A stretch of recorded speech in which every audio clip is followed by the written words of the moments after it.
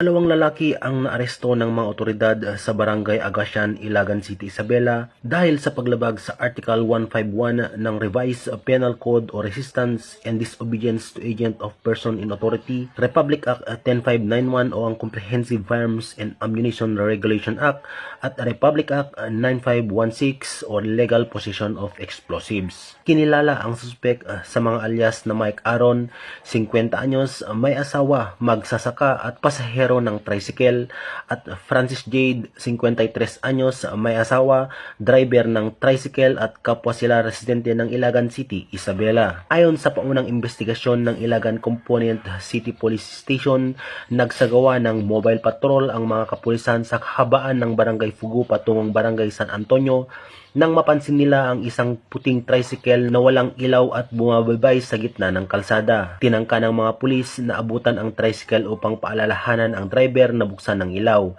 Ngunit sa halip na huminto, pinaharurot nito ang sasakyan na agad nagdulot ng hinala sa mga otoridad. Agad nila itong sinundan at nasabat sa Purok 1, Barangay Agasian. Pagkababa ng kapulisan mula sa kanilang mobile, napansin nila si alias Mike Aaron na may kinukuha mula sa kanyang bag.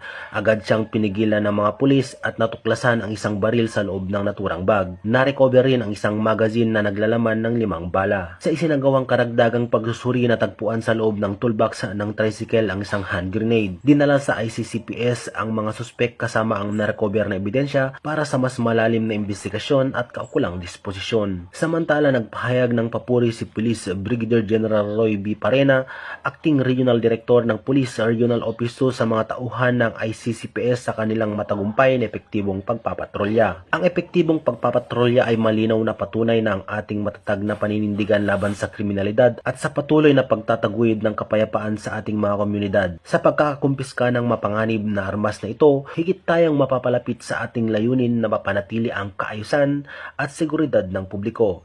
Tugon ni Police Brigadier General Parena. Mula dito sa lalawigan ng Isabela, ako ang inyong Police News Network Correspondent, Patrolman Balawag, alagad ng batas, tagataguyod ng balitang pulis.